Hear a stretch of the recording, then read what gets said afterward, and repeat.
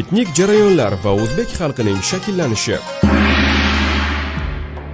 O'zbeklar alohida etnik birlik, ya'ni elat bo'lib, Movarounnahr, Xorazm, Yettisuv, qisman Sharqiy Turkistonning g'arbiy mintaqalarida shakllangan.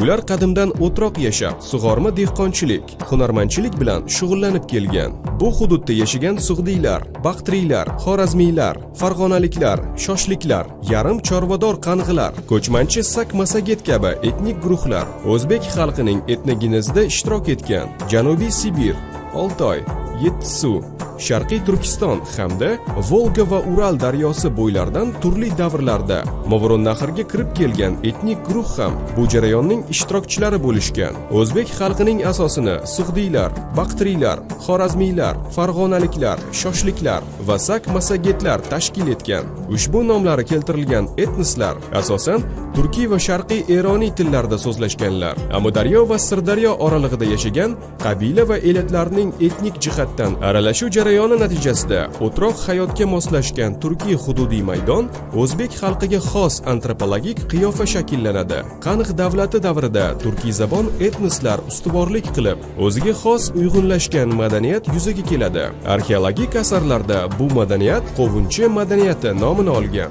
Antropolog olimlarning ta'kidlashlaricha, aynan shu davrlarga kelib, O'rta Osiyoning vodiy va vohalarida yashovchi aholi tashqi qiyofalarda hozirgi o'zbek va voha tojiklarga xos antropologik qiyofasi to'liq shakllanadi. O'zbeklar etnogenezida qatnashgan navbatdagi etnik guruhlar Kushonlar, Xiyoniylar, Kidariylar va Eftallar, turkiy qabilalar faol ta'sir ko'rsatadi. Turkiy elatlar va mahalliy o'troq aholi o'rtasidagi etnik madaniy munosabatlarning rivoji natijasida turkiy qatlam madaniy yutuqlarning mahalliy madaniy xo'jalik an'analari bilan jadal uyg'unlashuvi yuz berdi.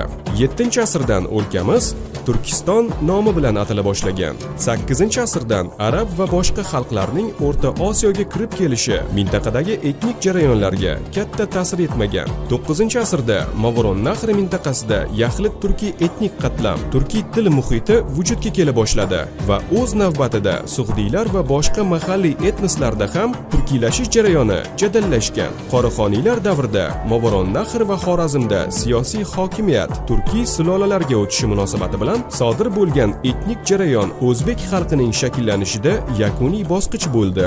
Movarounnahrda joylashgan aholi qadimdan ikki tilda, suxt va turk tillarida so'zlashgan. 9-12-asrlarda o'zbek xalqi shakllandi. Uning asosini o'lkamizda yashab kelgan ziroatkor va chorvador tub yerli aholi tashkil etdi. Shunday qilib, o'zbek xalqining etnik shakllanishi murakkab jarayon bo'lib, uzoq davom etgan. Turli davrlarda kelgan qabilalar, elatlar va xalqlar davr o'tishi bilan mahalliy aholiga o'z ta'sirini qisman o'tkazgan. O'zbek xalqining shakllanish jarayonining barcha bosqichlarida mahalliy aholi tashqaridan kelgan aholidan ustun turgan. O'zbek xalqi shu tariqa paydo bo'ldi.